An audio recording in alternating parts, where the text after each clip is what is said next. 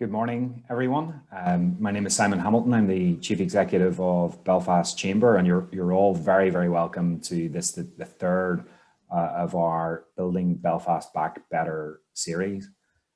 For any of you who are just joining us for the first time in this series, the aim of these four events, which we're holding throughout the month of January, is to showcase some of the big major infrastructure projects that are in the pipeline in Belfast and will start to become a reality across the city skyline over the next number of years.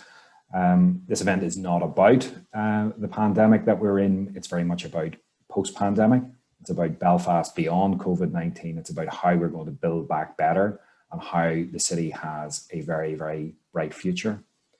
We're very pleased to be able to deliver this series of events in partnership with our friends and members, POWER, and very, very pleased that joining us this morning again is Ian Fraser, who's the Key Account Manager at POWER.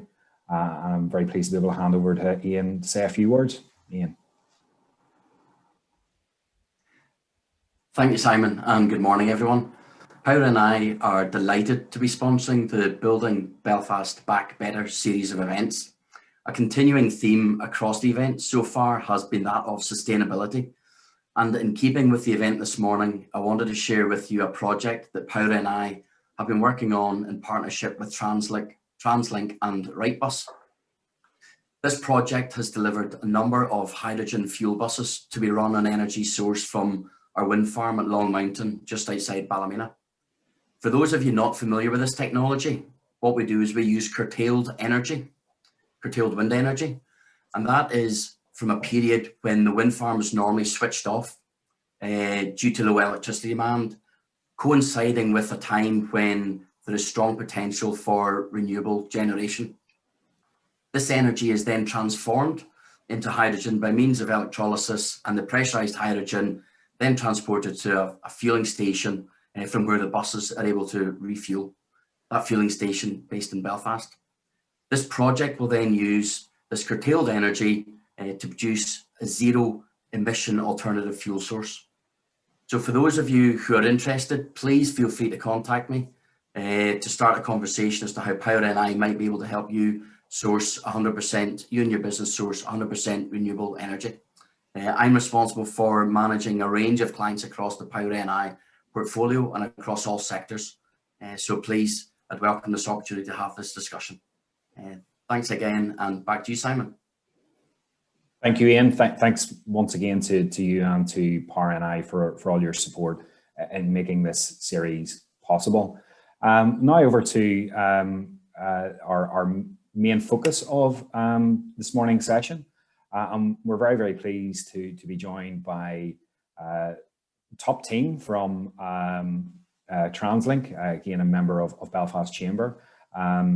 I just want to introduce their Chief Executive, Chris Conway, and also their Director of Service Operations, Ian Campbell, and their Director of Infrastructure and Project Delivery, John Glass, who we will hear from later on. And Chris and the team are going to talk about the development at the new Transport Hub and the surrounding Weavers Cross area, which is a very, very exciting. I think we had the first of our series was focused on the new Ulster University campus, which we said was probably the biggest regeneration development in the city for a generation. I think that will be surpassed by what's going to happen at the Transport Hub and what's going to happen at Weavers Cross.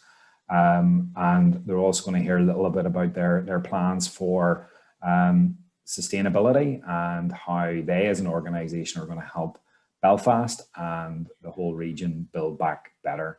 So Chris and the team are very, very welcome, and I'm going to hand over Chris to you just to start off. Thank you.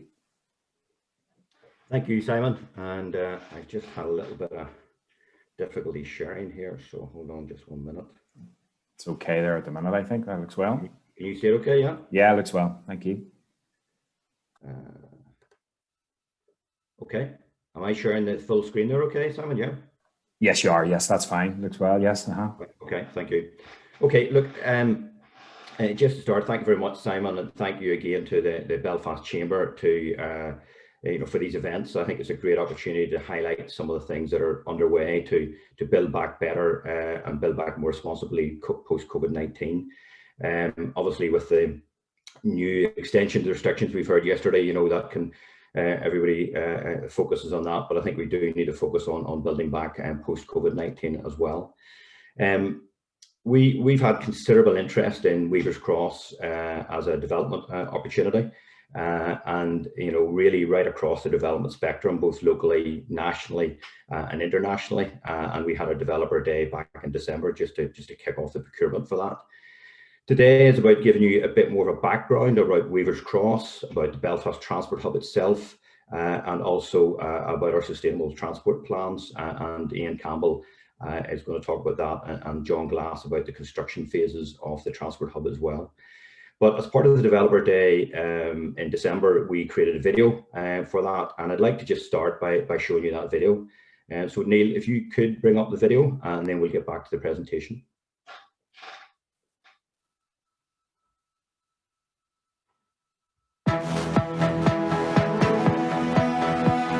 Weaver's Cross is about dynamic connectivity, connecting people with an exciting new place, connecting industrial heritage with innovation, connecting technology with environment, connecting Northern Ireland's economic vitality with the world, and connecting developers with a truly unequalled investment opportunity. A 20-acre site right in the thriving heart of Belfast, Weaver's Cross will become a high-quality and imaginative mixed-use development, representing an exciting step change in terms of inclusiveness and outcomes for large mixed-use development schemes. As well as scale and location, what makes Weaver's Cross an outstanding investment opportunity is Northern Ireland's busiest multimodal transport hub, situated right at its centre. Weaver's Cross is a transport-led regeneration project with the opportunity to develop over 1.3 million square feet of office-led mixed-use space right in the heart of Belfast. At its centre is the Belfast Transport Hub, a high-quality multimodal transport hub providing bus and rail connections right across Northern Ireland and across the island of Ireland, providing connections to all major airports. This will have the capacity for over 20 million passenger journeys per year.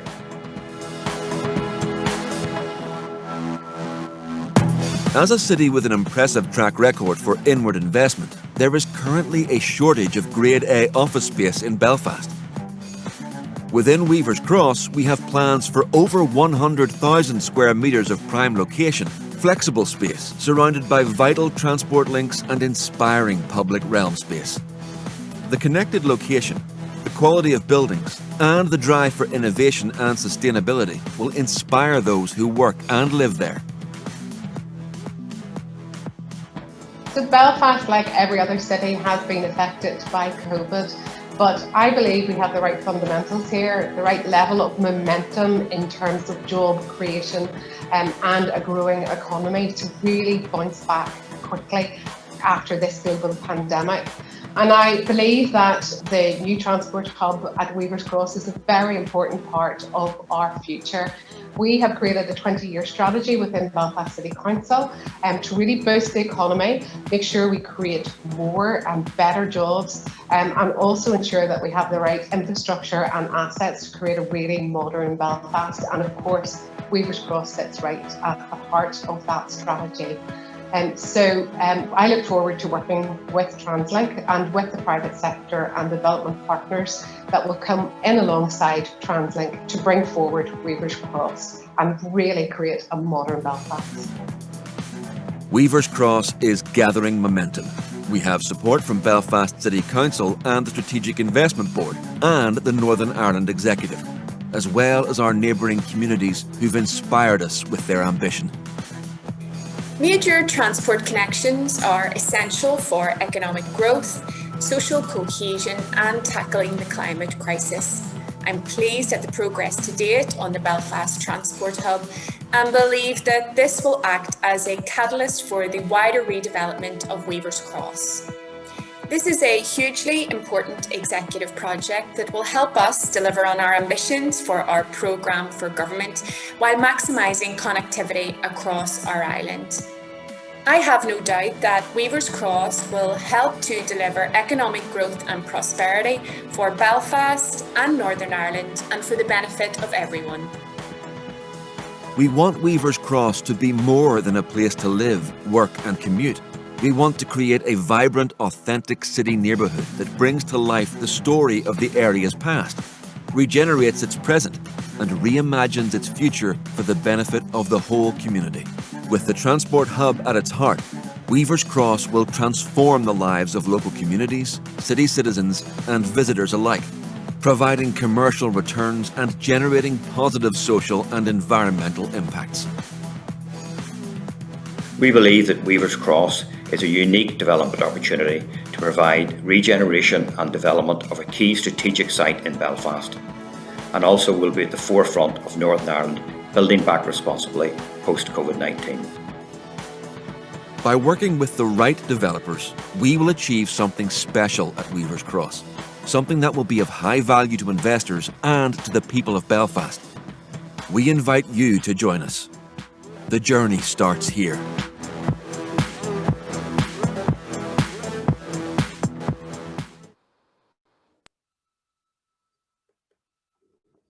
Okay, thank you, Neil. So I'm just going to share my screen again.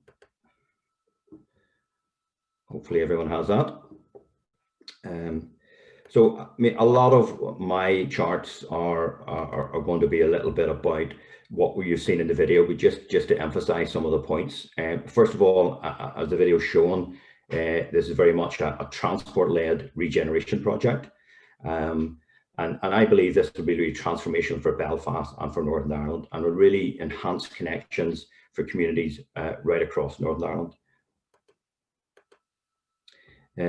The whole site itself is a 20-acre site with both the Transport Hub and then the unique opportunity to develop over 1.3 million square feet of mixed-use space right in the heart of Belfast. And maybe just so you get your bearings here in this site, that's the West Link coming in here. If you can see my screen, Grosvenor Road, and then Durham Street coming down there. That's a Europa Hotel, just to give you a reference point. And the Transport Hub itself sits right at the heart of Weavers Cross. It is a publicly funded project. It is on site today, so construction has started, and John Glass will cover a little bit of that later. And our build completion date is due for 2025. The sort of gross estimated area, and that's the footprint effectively for the station, is about 160,000 square feet. So it's a large station, and it would provide both bus and rail connectivity across the island of Ireland and create real capacity for growth. It will really be a gateway for arrival and departure for over 20 million passengers per annum. A 50% increase in bus and rail capacity, and really a significant increase in active travel provision as well, both in Belfast. And it'll provide those direct connections to all major airports, but it'll also be the terminus for the intercity service between Belfast and Dublin, which is the UK's only land border with the EU. And this is further enhanced by the recent government announcements to consider high-speed links between Belfast and Dublin as well, and across the island. And we also have plans to enhance the existing enterprise service over the next 5 to 6 years as well. So that will be a great opportunity for across the island. I think the next few slides are really just to give you a bit of a view of how, an artist's impression really of how the station will look. This is a view from Durham Street looking into the station. This will be the main front entrance to the Transport Hub. This is a view looking out from Grosvenor Road, and the designs are at a very advanced stage. So these are very close to the final outcome. And as well as that, you can see in this the quality that's built into this, the innovation that's built into it, and that it really will have a real presence within Belfast. And then this is an internal view, and again, very different from what we would normally see in a station in Northern Ireland. Very much a sort of European style of an open integrated concourse for both bus and rail, and a lot of retail space and space for coffee shops, for light restaurants, those types of things. So it will be a destination for people to come and meet as well as somewhere to go and start or end your journey. And then again, if you have used Great Victoria Street and the platforms and how they look at the minute, they're extremely old and extremely, in terms of capacity, really aren't fit for purpose going forward. And this is what a new interior view of the rail platforms will look like. Now, we know that transport hubs are transformational in cities, and there's a lot of evidence of that already, and we've been to see some of these schemes to see how they have done this. We've looked at King's Cross, we looked at Sheffield, and we looked at Manchester Piccadilly, and they all show something of what we really expect to happen at Weaver's Cross. We've seen how these stations release high quality development opportunities and placemaking around the stations to support and encourage economic growth. And we really expect Weaver's Cross to become a destination and a high quality, vibrant place that will support economic growth. And really with the commencement of the Transport Hub construction, which is one of the largest construction projects in Northern Ireland, we're already starting to see some of these effects with increasing development and economic activity around the station and station approaches, and some developer interest in sites outside of Weaver's Cross as well. Now, really, this picture is just to show you how close it is to the city, and how you can see from this that it really is just a short walk to the City Hall. It sits alongside the main office district, and again, I'll maybe just put my pointer over there just to see. So that's Grosvenor Road coming down here. This is the West Link, and again, you can see the Europa sitting out here, just to give you a little reference of where that site is. And you can see that, as well as being close to the city centre, it'll help stitch the city centre back into this part of Belfast.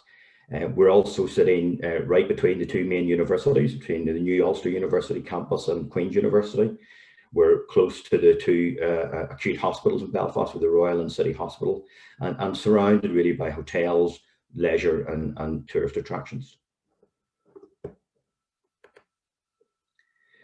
And we think that Weaver's Cross will be a catalyst for sustainable development across Belfast as well. And again, this slide is just showing you where Weaver's Cross sits and where we hope that it'll be a catalyst for sustainable transport corridors around Belfast. And these are mostly cycling corridors, better pedestrian access, and really developing that whole sustainable model around Belfast. And we think that the Transport Hub will be a catalyst for that, as well as connecting with major public transport such as Glider Phase 2, which I'll talk a little bit about, with Metro and Gold Line, really positively impacting on our ambitions to reduce carbon in the city, and air quality, improve air quality.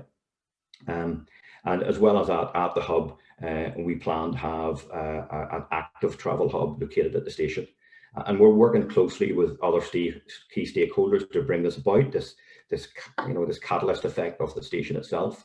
We're working with Department for Communities on Streets Ahead, and the Streets Ahead 5 project, Public Realm, will join up with the Public Realm that we're developing around the station. We're working with projects like Relink Belfast, the Forth Meadow Community Greenway, and Boulder Vision Belfast, and the work of Urban Villages, all to again use the Transport Hub to be a catalyst for sustainable transport right throughout the city and make those connections. So the lands which make up Weaver's Cross are mostly in Translink ownership. Once we've developed the Transport Hub, then we free up a lot of land around Weaver's Cross. And we're looking for a private sector partner to work with us on this opportunity. We've put together a team of advisors, and we've held a developer day in December. And we'll be starting the procurement for a master developer to join us in developing out Weaver's Cross in the coming months. And our current master plan, I've already mentioned, includes 1.3 million square feet of mixed-use space. It's an estimated gross development value of over £380 million. And it's our intention for this to be flexible, quality, mixed-use space, being able to accommodate different sectors from commercial space, build to rent, social and leisure activities. And we really see this as being one of the most important development opportunities in Belfast. and with a master developer working with Belfast working with Translink, sorry, in a contractual joint venture. And we're really encouraged from the developer day that we've had with the positive response around Weavers Cross. A lot of developer interest, both locally, nationally and internationally. And as I said, we're keen to get the procurement kicked off within the next few months. And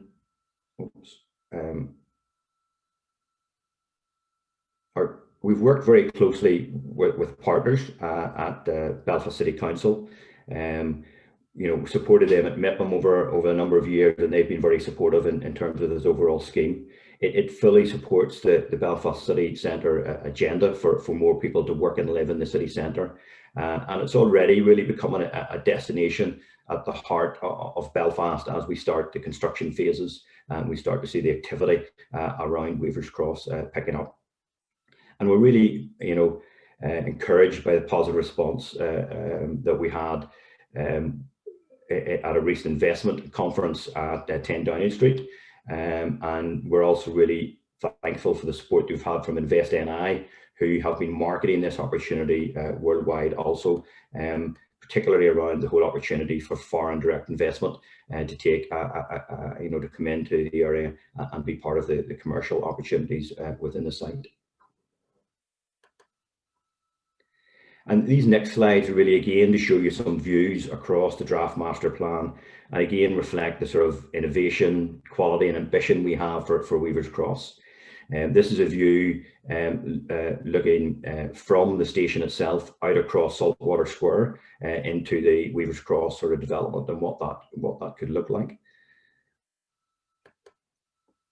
This view is looking from the rear of the Great Northern Mall towards Saltwater Square and the Transport Hub beyond. And again, a view of what the development around that could look like. And this is just some, you know, ideas of what we could do within Saltwater Square. We're very committed working with the local communities that we actually, you know, tell the story of Saltwater Square, tell the story of the local heritage in the area, and make it an attractive place, an attractive destination for people to come to. And there are a lot of ideas here about how we would tell the story around the local historic and cultural aspects of the area. But also, you know, you can see that it'll be a large space. It can have flexible mixed-use type pop-up activities on it. It can also be used as an area for you know, concerts and different things to happen in that local area. So there's a great opportunity here working with the local community to how we can develop Saltwater Square as a real destination within Belfast. And, you know, we've, as mentioned in the video, we've had huge support. It is a Northern Ireland Executive flagship project. It's supported by the Department for Infrastructure, and it links directly to the programme for government. But, you know, primarily we've had really great support from the surrounding communities and businesses. And a key part of our journey is really to work with the community as we develop this going forward. We've worked closely on a wide range of initiatives already, supporting our partners. We've undertaken volunteering in schools and worked with community groups. We've also appointed a full-time community engagement manager who's already working with the local community as to how we develop this going forward. And we've partnered already with the Belfast City Council in a construction academy, again, to provide jobs in the local community. And we're really looking to, as we develop the transport hub, there will be some time where there will be meanwhile uses, for example, on the sites around that. And we're looking again to explore those meanwhile uses and those pop-up spaces, and an opportunity again to work with the community and work with the local entrepreneurs about how we could actually use those meanwhile uses. And I suppose I would like to take this opportunity really to thank the local community, you know, for their support and for what we've already achieved together. Now, you know, linking to the transport hub in Belfast, you know, we see a lot of opportunity to develop public transport across Northern Ireland, and you know, for the benefit of the social, economic, environmental benefits that brings. But as well as that, you know, as we come out of COVID-19, we've got to remember that the climate challenge is still there, and we've got to learn the lessons from COVID-19 that we need to heed the warnings and start preparing for what we need to do to address climate change. And as well as the transport hub work that we're doing, we're also working on decarbonising our fleet. We're working on an integrated ticketing project, which will start to roll out later in 2021. As I mentioned, we're working already on a project which will bring forward improvements on the all-island connectivity between Belfast and Dublin. We've significant investment going into our railway infrastructure because we've had decades of underinvestment. We now need to invest in a railway infrastructure in terms of maintenance of it and also enhancing it.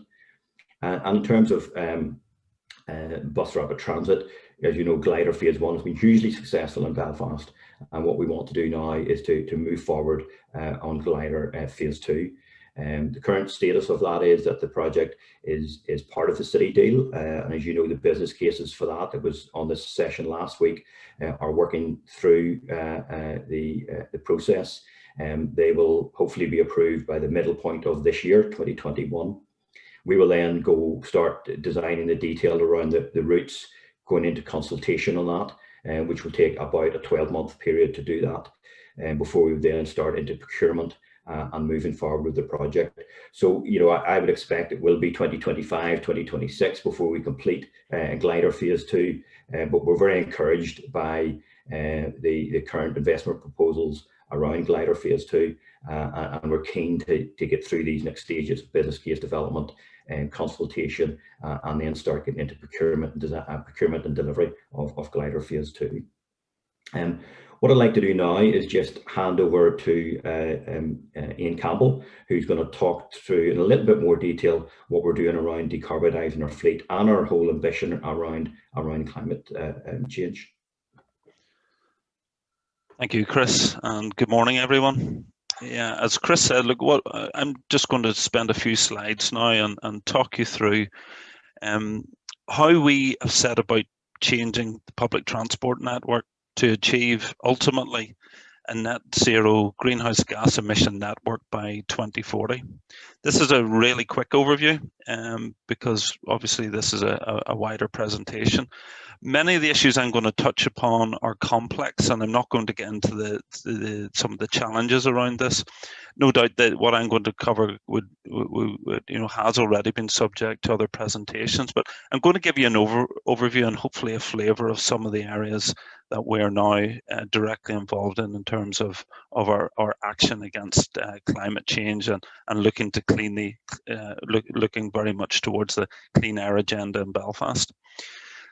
So before I dive into the annotation that you have on the screen there, a little bit of background. So within Northern Ireland today, 35% of all the energy we use is expended on transport, and 23% of all greenhouse gas emissions today in Northern Ireland result from our transport system, largely through the burning of fossil fuels. However, today, if you jump on a bus or a train today, as an absolute minimum, you will have your carbon footprint for that journey, and that falls as low to 25% of your carbon footprint, comparing the private car to the different types and modes of public transport that we have. So public transport today is green. Now, we do know that modal shift from the private car to sustainable transport can be accelerated with the right investment. Chris has touched on their Phase 2 of Glider, and that's on the back of significant success that we saw with the Glider investment programme back in 2018. So within the first 12 months of Glider, we saw an over 30% increase in the number of people using the bus network between East and West Belfast.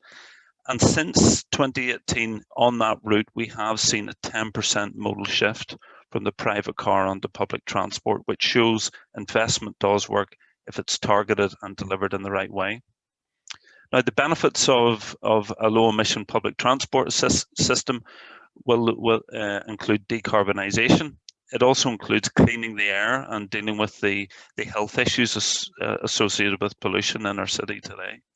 But also incentivise active travel. If you use a bus or train, you will walk on average 15 minutes more per journey than a car user. And that in turn leads to health benefits and, of course, public transport removes congestion within our cities and also reduces wasted time for the economy. So really, if I describe the challenge that we have, today we utilise about 440 gigawatt hours of energy, which is a huge amount of energy. And 92% of that is through burning fossil fuels in terms of our buses and trains. And the other 8% is the energy we use to operate our facilities. As I say, predominantly focused on fossil fuels. But however, in Northern Ireland today, one of the successes of previous energy policy has been the fact that we have transitioned our power generation across into renewables. So today, 48% of all electricity generated in Northern Ireland comes from renewables. So if I summarise the challenge, how do we take the public transport network and translate that and link it into that renewable power source? So against the background, we set about 2 years ago, we set about creating a technological roadmap and a plan of how we would achieve net carbon zero by 2040. Step one in that, which is from now to 2030, we have targeted a plan whereby we will halve our greenhouse gas emissions. So as we replace and develop our fleet, we will initially target our bus fleets due to the availability of the technology. And I'll talk a little bit more about that shortly. We're also looking at the sustainable technologies that very much we're now finding ourselves more at the leading edge in terms of implementing technology. So between now and Chris mentioned this earlier, we are looking at replacing, for example, the cross-border rail service. We want to target a reduction in journey time, increased frequency to an hourly service, which will operate into and out of the Weavers Cross facility. But also as part of that, we will not be buying diesel trains. Technology today very much is about future-proofing what you're doing. So even if we replace the trains by, say, 2027, which would be our target, we will be utilising multiple technologies. So diesel electric initially, but with the capability of transferring across to hydrogen power and battery, or even potentially overhead line electricity. Coupled with that, we will also continue to work through our estates through reduced energy consumption. There are some opportunities for renewable generation on our own estate, and also the use of smart grid technologies. So as I say, we now find ourselves engaging with a wide range of stakeholders, some of which are represented at the presentation today. And very much, if we are going to decarbonise the Public Transport Committee, that will be very much a team approach. And we now find ourselves talking and engaging with stakeholders, which historically we wouldn't have been directly engaged with. As I say, we do find ourselves in this zone where we're now dealing with new and novel technologies. So that collaboration is very important.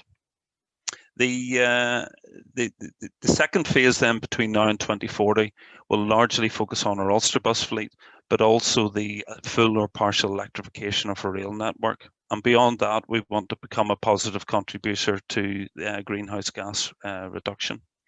So translating that into what we're going to do with our bus and train fleets, and these are live plans. So as I've said, the target, if we're going to deliver our target, all buses and trains need to be zero emission by 2040. So we set about a plan whereby our bus fleets that operate in Belfast today, but also in Derry, by 2030 they will be zero emission. Now that's quite a challenging target, but we've already started working through that. We've targeted initially that in Belfast and Derry by 2022, all buses that we operate will either be zero emission, or the diesels that remain will be converted to operate to the lowest emission exhaust standards that are currently in the European emission standards. Now what that basically means, we will be operating a clean air fleet in Belfast and Derry within the next 2 years. We currently source all our electricity for our estate through renewable sources. And last year we introduced the first hydrogen fuel cell double-deck bus on the island of Ireland, and that is now operating in Belfast today. I'll talk a little bit more about that in a minute. We've also placed orders now for 100 further zero-emission vehicles, and that order was placed just before Christmas, which will see those vehicles operating on the streets of Belfast commencing in February 2022. Key to the strategy also is what we're doing with the rail network and creating this decarbonisation pathway. So we have a totally diesel fleet today, and as we renew, replace, and develop our fleet, we will be transitioning across to full electric capability, potentially hydrogen capability, battery technology capability. And the secret is there is the opportunity of operating these technologies in combination, and that's where we see the optimum solution. So as I mentioned, in November last year, we placed one of the largest orders ever seen in Europe for zero-emission buses. We plan to buy 100 of these vehicles. 20 will be hydrogen, and the other 80 will be battery electric. And in essence, these vehicles will replace 1/3 of all current metro services operating in the centre of Belfast. We were delighted to be supported by government, and actually this project is funded in part by the New Decade New Approach package. As Ian mentioned at the beginning, we were delighted to form a consortium with Energia. It was actually 18 months ago, and that is to deliver the proof of concept project that Ian's outlined, where we will use green hydrogen produced by Energia on their wind farm in County Antrim. And that will help fuel 3 hydrogen buses, which are now actually in service, as I mentioned. That project was funded by the Office of Zero Emission Vehicles in London and also DFI. All of this approach will place additional demand for increased renewable electricity, but also as a positive, it will create a market for the hydrogen economy. But there is much work required to deliver a decarbonised transport system, and we are going to need help to deliver that, both in terms of the energy strategy, and there's a lot of work being undertaken by Department for Economy, and we're supporting that where we can. But also there's a challenge in terms of executive policy and council policy as to how we incentivise the use of sustainable active travel and public transport, and how we incentivise the use of zero emission transport. So for example, cities that are ahead of the game in this are now implementing clean air zones, where if you want to get into your city centre, you must have a zero emission mode of transport. We are also keen to work with each of you who are attending the presentation today, and we will be in touch with a number of your organisations over the months to come, because we want to encourage your organisations to make better use of the public transport network, and also your staff in terms of attending the workplace. All of this, coupled with our focus on delivering a positive customer experience in public transport, the implementation of a modern ticketing system, improved park and ride, and accessibility to the public transport sector will we trust attract more people out of their private car, attract existing customers back onto the public transport system in the post-COVID recovery, and very much play part, and Translink's part, of building back better. So thank you for listening. I'm going to pass you across now to John Glass, who's going to give us an overview on the hub development to date, and also an overview on our infrastructure programs. Thank you. Thank you, Ian. It's good that the Belfast Transport Hub has started on the ground, and last October we went into contract with Graham's for a £15 million contract to complete the enabling works at the hub. Those will be complete at the end of 2021, and there's substantial work in terms of utility diversion, site remediation, creating a new temporary bus garage and facilities, demolition, the diversion of the Blackstaff River, which runs underneath the site, and very importantly, the continued community engagement with all the local stakeholders, so that as we hit the ground on the main contract, that we're ready to go. Chris, could I have the next slide, please?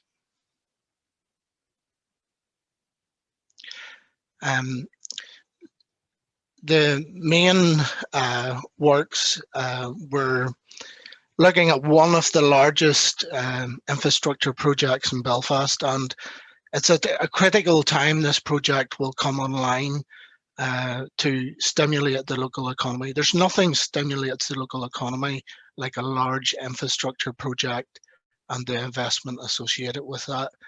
Currently, we're working with two bidders through an early contractor involvement stage.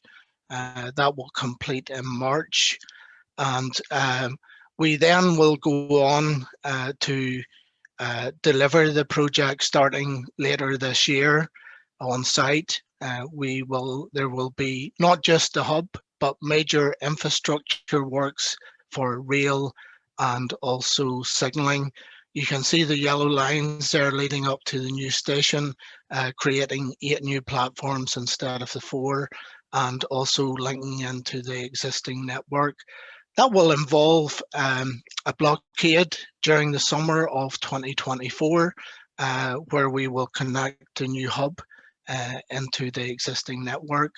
And then the station will open at the end of 24, and during 25 we will remove all the old facilities and complete substantial public realm works in the area. This hub will be a great enabler so that we can further enhance our rail service offering across Northern Ireland and beyond. Thank you, Chris. But Belfast Transport Hub is key to increasing our rail offering and our passenger numbers. But it's also important that we remember that we still have to maintain a network, an infrastructure network, much of which was built in the mid-1800s. There's been years of underinvestment in that existing fixed network of bridges and rail signaling. That £3 billion national asset that needs invested in and maintained each year is about close to £60 million a year. And over recent years, the funding to maintain that has been less than half of what is required. So more funding is required, more investment to maintain it, to deal with the backlog of work, and also to provide investment for future enhancements. There is no doubt that bus and rail can play a leading role in the decarbonisation of the transport sector and in contributing to net zero by 2050. But it's key that we continue to invest in key projects like the Belfast Transport Hub and our infrastructure network. Thank you, Chris. Okay, thank you, John and Ian. And I know that was quite a short time to put a lot of information into, but hopefully for the people at the webinar it's been useful. And just to wrap up, I think these projects that Ian has talked about, along with Weavers Cross and the Belfast Transport Hub, they really reflect the level of sort of innovation and ambition that we have to make Belfast and Northern Ireland one of the top locations in Europe for sustainable transport. And really, these we believe are a key part of building back better and building back more responsibly post COVID-19. Thank you very much, everyone, and it's over to Simon for the Q&A. Chris, Ian, John, thank you very much for that. That was brilliant, and I think I can speak for all of us and say how exciting all of that looks. It's great to see, as John said, that it is already on site and it's happening and it's real. It's not something that's just theoretical. It is actually happening. I think what struck me most is just how vast, how absolutely vast that site is, and when you see the overview of the city, to see how close it is to the city centre and the positive impacts it'll have on right across Belfast. So thanks for sharing all of that with us. It was absolutely fascinating. Maybe I start off, Chris, by talking about, obviously there's a few mentions of the glider and how successful it had been in shifting people away from private cars, and public transport had been going incredibly well over the last number of years, and there had been that shift to metro and to rail and to particularly to the glider. It has always been a pretty tough time for the organisation and for public transport over the last year. But how and obviously that challenge will remain for a while yet. But how crucial is you know, from your experience elsewhere, and you talked about looking at other examples of cities that have regenerated and have grown and have renewed, and how important is public transport to that rebirth in cities across not just across the UK but across the world? Well, I mean, first of all, just dealing with the COVID situation, Simon, yeah, absolutely. I mean, look, it's been a big challenge for everyone, and COVID-19 has been a tragedy for a lot of people, and that's something we've got to recognise. We've been playing our part about maintaining essential travel for everyone that needs it, and making sure that the network is there for lots of people across the network. And you know, while the numbers are significantly down, there's also a significant number of essential workers and key workers using the network. And as you know, we've offered free travel for the NHS workers, for example, and there's been a big take up on that. And it's very important that we keep that network going and keep communities connected for that essential travel. And that's really been our role in the short term. But we really, COVID-19 is something that will hopefully it will be an impact on us for a couple of years. You look at the social, economic, environmental growth that we really want to see over the next the next 20, 30, 40 years. Public transport is going to be key to that. Climate change, as I said, hasn't gone away, even though it's maybe taken a backseat to COVID recently. We're going to have to heed the warnings of climate change and start getting our plans together for zero carbon. And that's what we've been doing during this period. We've been continuing to invest in zero emission transport, getting our plans ready for post COVID-19, having the capacity in place to manage the public transport network. And we hope to, and I suppose doing a lot of work to make sure the public transport network is safe in this new environment as well. And we've done a huge amount of work on that too, to make sure that public transport is safe for people to use. And I suppose what we'll want to do is now to work with businesses, to work with communities, to start looking at how we build back post COVID-19 and how we really think about sustainable transport. Use this opportunity now to say, well, okay, if I'm going back to work, maybe I should be thinking about a sustainable way of doing that. And maybe I should be starting to look at that now, or engaging with Translink about what types of things we need to do. We'll have to be more flexible about ticketing. We'll have to be more flexible about our routes might need to change, because different models and different ways of traveling may surface. And we're trying to think about all of that now and starting to think about planning for building that back, because we think it's going to be critical for building back post COVID-19 in a sustainable way. Thanks, Chris. And there are quite a few questions that have come in already. If anybody wants to pose anything, please do so in the Q&A function, which should be at the bottom of your screen. You talked a bit about active travel there, and and you mentioned as well in the presentation that there would be 300, in excess of 300 bike spaces at the new transport hub as well, which I think is a good thing to see. Roy White has asked about, he noticed from the pictures that there was no cycle lanes in the impressions. Obviously they are only impressions at this stage, and that's something that you would want to see integrated into the scheme. It's a bit early to say exactly where they would be and all of that, but in your view, is that the intention, that this would be very much connected to a widening and expanding cycling network across the city? Yeah, absolutely. Look, we have our planning approved for the transport hub at this point in time, but that was done 2 years ago. Time has moved on, and the hub itself won't be open for another 4 years.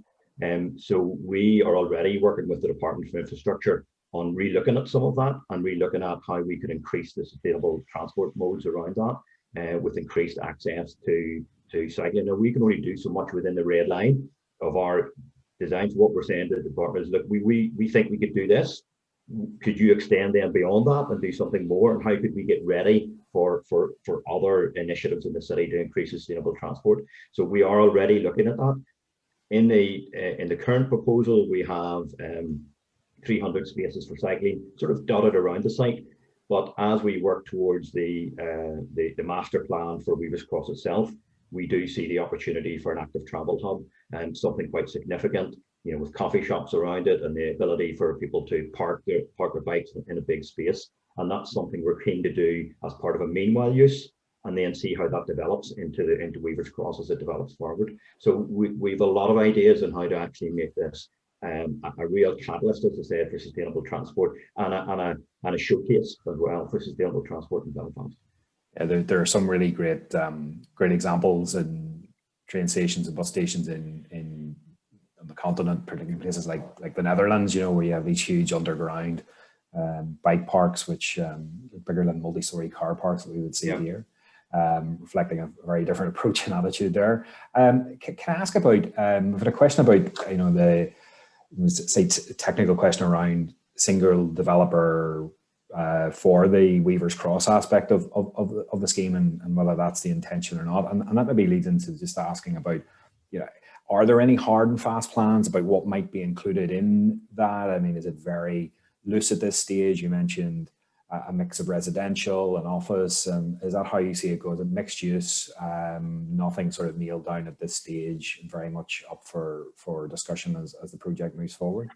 Yeah, absolutely. I mean, we are definitely going forward with a master developer approach. So it'll be one master developer. Now, that's not to say a master developer may not bring in other developers to support them with that. You know, that could be one entity, it could be a mixture of entities that come together, and we will enter into a contractual joint venture with the master developer to bring it forward.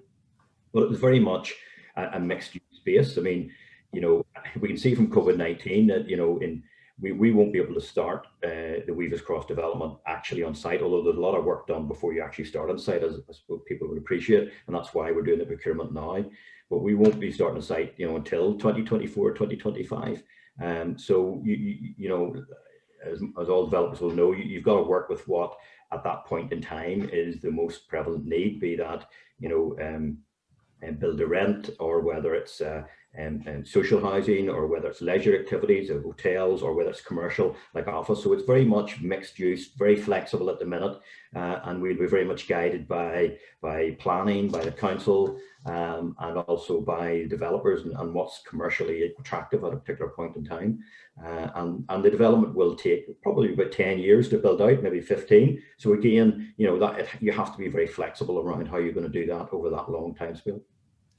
We've had a few questions about, you used a great word actually in the presentation, which was something that Tom Hamilton from Osborne & Co, who are developing Belfast Waterside at the old Sirocco site, used in an event we did before Christmas, which was about stitching parts of the city together. And we have the way our city has developed over the years, there are large parts of it which just feel a little bit disconnected from each other, and particularly from the centre. And you mentioned about how important that is, and how do you see that happening in terms of, you know, the fabric of the area around it, leading to it? Ivan Limtazas from MKB was asked about, you know, how will be traffic flow in and around it, and I suppose it goes back to Roy's question as well in terms of active travel, getting those good connectivity between main thoroughfares, busy streets, is incredibly important to the success of this. And how do you see that happening? Well, you know, Belfast is built on a grid. You know, the streets are on a grid structure, and you know, I'm showing my age here. You know, I remember the Great Victoria Street being the Golden Mile, and as we know, it's a very long way away from the Golden Mile now. And there has been a lot of development in other parts of the city, which have to a certain extent pulled activity away from this part of Belfast. And I think the opportunity here is now with the transport hub to rebalance that a bit. And to bring the development, you know, more balanced across Belfast, so that we can connect the whole of Belfast up. And that's what we mean by stitching it back in. And, you know, a lot of the ideas that Chris has around Linen Quarter as well, and how we stitch some of those back in, And I did mention that there are a number of other schemes like the public realm schemes that are ongoing in Belfast. We've been working with the Department of Communities to make sure that whatever public realm we do, it joins into the public realm they're doing, so that you come out of the station and it will give you a public realm that brings you straight to the city centre. And I think that will help to stitch everything back together again. And of course down Sandy Row as well. And we intend to develop the public realm down Sandy Row, working with urban villages to extend that so that it'll go all the way out. And join up into Queen's University and those areas. So that's public realm will help to stitch it, but also the development will help to start bringing that balance back into where development's happening across Belfast, and hopefully bring back the golden mile. Simon, Yeah, Ari, he's from the Low Countries, and I don't mean Portavogie when I say that. He has recommended Eindhoven to look at for a station, so I can feel a fact-finding mission coming on whenever restrictions are lifted.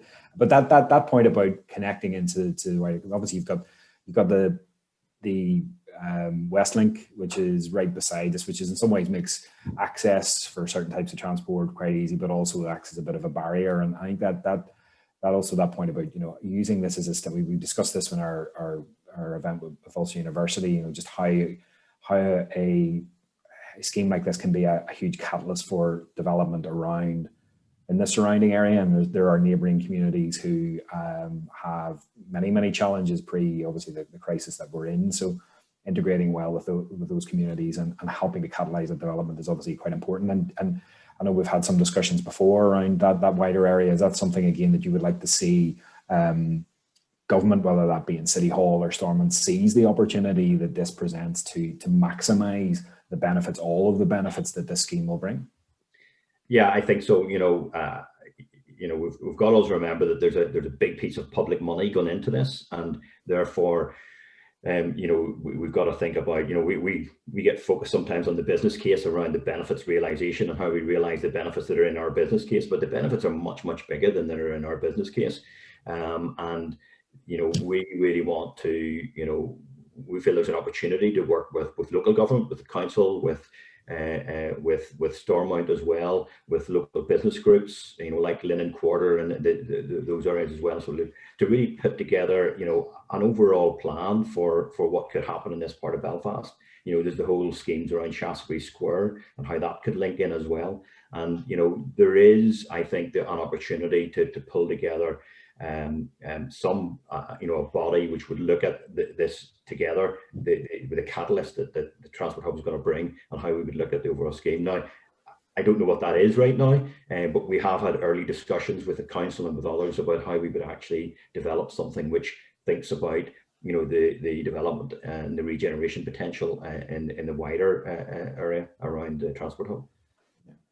We've had I suppose is one of the hopes and intentions of these events is that it sparks people's thoughts, and a lot of people have come forward there and said they would be keen to engage on different aspects. Some of it was around Ian's slides about sustainability, and others about just the project generally and how they might be able to help or whatever. So we will make sure that those connections are made afterwards. But I think that's quite positive, that and exactly what we hope for, that this would stimulate some positive thinking from people. Maybe just before we're just coming up to the hour, and obviously keen that we're not taking too much time, so we'll just maybe start to bring this to a conclusion with a few sort of questions for maybe some sort of technical sort of questions in some cases, but there's a few questions have come in about the planning process and whether planning has been received for the all of this, and the whole, and when you're sort of be moving towards planning process for, I suppose, for Weaver's Cross and so forth, and the procurement process as well, and about the timetable. I think you mentioned earlier about Weaver's Cross might be sort of a 10 to 15 year process, and is that how long you see this kind of playing out even beyond 2024 and getting it opened, and when do you see procurement opportunities starting to open up?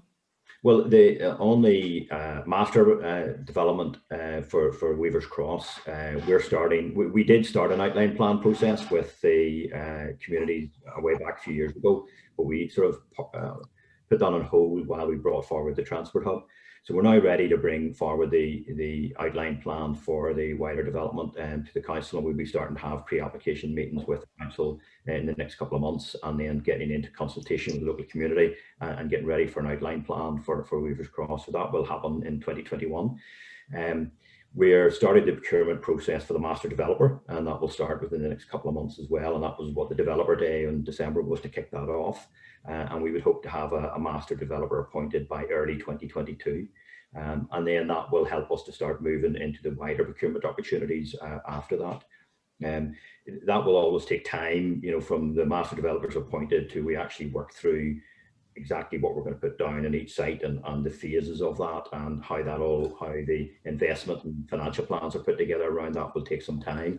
But we're very keen that we're ready to go basically in 2024. Once the sites are freed up from the Transport Hub, that we're ready to go to start putting our first projects in place. So that's the work that will happen now. So first phase is getting a master developer, getting the outline plan, starting the detail work around some of the detailed planning, and then being ready to start with the first phases of that in 2024, 2025. There's a good, I think one of the things that stuck out for me in the presentation too was the size and of the concourse, you know, and just how big that was. And Sarah Mackey from Arts and Business and I has made a really good point around getting so that retail and cafe offering that's more local and not sort of generic feel about it, so that it is uniquely Belfast. And I presume that's kind of something that will be taken through that process, but really the intention would be for that to be quite an active space rather than just a functional place that you go into and get on the bus or get on the train, but something that actually is a space where people might want to dwell for a while before they go into work or on the way home in the evening. Yeah, no, absolutely, and that's a very good point. We will be starting, you know, probably within the next 2 years, we'll be starting to look at how we fill out those spaces and the types of leases we want in there and types of tenants, and start working with people on that. But yeah, absolutely, we want people to arrive in and this to be Belfast, you know, and people to see it as Belfast, and as well as the opportunities within the concourse. There'll also be opportunities, as I showed there in Saltwater Square, for retail kiosks and pop-up opportunities and all of that too. So we will be starting to engage on that, you know, within, you know, not straight away, but certainly in 2022, we'll be starting to engage that, because we know it takes time to get those leases ready and get people prepared and to get the right quality of you want in there. So that is something we'll be working with, definitely. And finally, then maybe there was a few mentions of the train to Dublin and an upgrade in that and long term as well. And that's something that you know, we Belfast Chamber are very supportive of in terms of wanting to see that move to an hourly service, and have supported you guys at Translink in terms of additional new rolling stock just to enhance that. But do you see this as actually been a catalyst as well for expanding the network, if not the real network, but you know given the bright shiny new transport hub slap bang in the city centre, or rejuvenated, regenerating city centre, do you see additional bus routes perhaps coming in from elsewhere across the island and perhaps even in GB as well? Yeah, look, we see the opportunity to expand our GO line network, and we've you know, already got plans for what we want to do in the rail network as well. Maybe just ask Ian to comment on that. Ian, we've quite a bit of work underway on both GO line on Enterprise already. So maybe you just want to comment on that. Yeah, look, I'll start with Enterprise. Look, there is an aspiration for high-speed rail in Ireland, and there is a study that's taking place between the two governments. But we would see that as longer term. So what is it we can do in the short to medium term to enhance the public transport system between the two major cities on the island? So we are currently working on a project with our colleagues in Irish Rail, which will see new rolling stock, the provision of an hourly service, and actually a reduction in journey time, which, using modern rolling stock, we believe we could get the current 2 hours 10 minutes down to 1 hour 45. Now, that isn't our end of day aspiration, but that's a really good start. And that provision of the hourly service, increased frequency, good reliability and reduced journey time is the magic package in terms of the public transport system. But we're also conscious that the rail network doesn't serve the whole of the province or even the island. So that's for the Gold Line network, and we do have plans. Throughout the pandemic, we have continued to operate the service between Belfast and Dublin, and other operators have come off. And that's part of our longer term aspiration to expand and reach out to more of the towns and cities across the province and wider afield. Thank you. Thank you, Chris, Ian and John, for your taking those questions and also for the presentation. And on behalf of everybody, can I thank you not just for your time today, and I know your time is precious, so we really appreciate you coming on board and telling us a lot more about this project, which I think many of us were aware of, but maybe weren't quite as conscious of the detail that we have been privy to today. So we'll really appreciate that. And if it's okay with you guys, we'll share the presentation with those who've been in attendance, and we'll help to make those contacts possible. If people want to contact us about some of those opportunities, we can make those connections. We'll also be sharing the recording of this on our YouTube channel, so anybody who wants to share it with colleagues or others who they think might be interested, please feel free to do so. That then just leaves it to me to thank you, Chris and John and Ian again for and the team at Translink for joining us today. Thank you very much for that. Can I also thank PowerNI for their ongoing sponsorship of this series? It's greatly appreciated, and we couldn't deliver this without their help. Can I once again thank the team at ND Events for making all of this possible, and finally thank everybody for attending. The final event in our series will be next Friday and we'll be looking at the city's water infrastructure and how Northern Ireland Water are also driving forward that sustainability agenda as well in the work that they do. And that will be delivered by Sarah Venning, who's the Chief Executive at Northern Ireland Water. So please register for that one on our website as well. Once again, thank you very much, everybody. Chris and the team for coming along this morning. And thanks everybody for attending. Look forward to seeing you again very soon. Thank you.